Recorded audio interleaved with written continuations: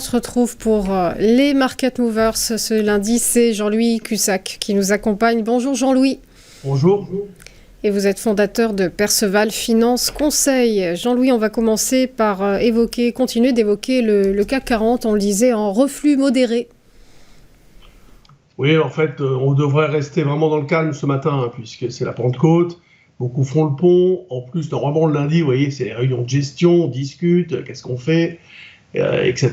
Oui, on prend son temps. C'est normal qu'on ouvre dans le calme, un petit peu en baisse. Bon, il n'y a pas grand-chose. Les marchés sont quand même sur des plus hauts. La question qui se pose, c'est est-ce que y a du potentiel? Quel pourrait être le driver, le catalyseur d'une hausse supplémentaire qu'on arriverait à conserver pour aller bien plus haut? Et il n'est pas facile de répondre à cette question parce que on a tout anticipé, tout. On a anticipé 4 baisses des taux, puis plus de baisse du tout, ensuite une hausse, ensuite on est revenu à des baisses de taux. Voilà, donc la situation, si vous voulez, elle a été essorée dans tous les sens. Aujourd'hui, le sentiment que moi je peux avoir quand je regarde l'ensemble des marchés, c'est que les marchés actions sont à bout de souffle et l'euro-dollar qui a bien rebondi est un peu à bout de conviction. Voilà, ce serait vraiment la phrase un peu passe-partout, mais si on reprend par exemple le CAC 40, prenons le CAC 40, celui-ci, si vous voulez, est quand même, on le voit très clairement, sur des plus hauts. L'alerte, là j'ai pris le futur, parce que c'est important, c'est ce qui se négocie, là en l'occurrence, les gens le suivent peut-être un peu plus facilement que le DAX, où on verra que le cash. Donc là, sur le futur, l'alerte pour moi, c'est 7785, en gros, la zone des 7008.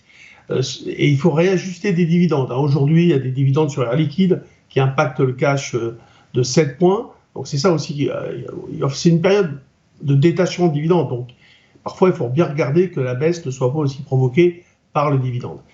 Ensuite, vous avez plus près, qu'est-ce qu'on pourrait avoir comme niveau de petit warning pour au moins neutraliser? Mais c'est 8000. Le futur, juin, maintenant on travaille sur l'échéance juin. Futur juin 8000, un petit warning, où là on aura un biais neutre. Ça fait quand même maintenant un bon moment que le marché a franchi la zone on va dire le plus bas des 7008, de cette zone, parce qu'il a franchi cette zone, c'était au mois de février. Il est allé chercher, avec le futur ajusté, 8140, il est revenu à 7785, il est remonté sur des plus hauts. Donc voilà, vous prenez 8000 comme première alerte et 7785 comme retournement de situation. Il n'y a pas de signaux forts actuellement sur le marché.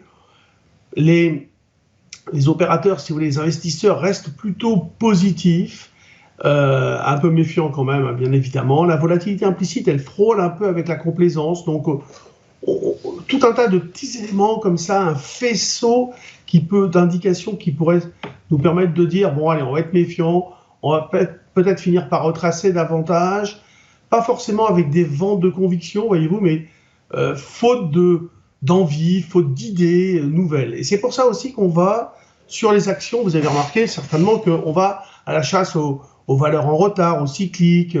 Il y a des valeurs comme ça dont personne ne vraiment voulait. Puis ils ont annoncé leurs chiffres, et puis tout d'un coup, ils sont tous précipités. Ça a boosté fort, comme Ruby, mais ça fait aussi partie de l'histoire Bolloré. Et voilà, il y a tout un tas de valeurs quand même ces derniers jours qui ont bien flambé.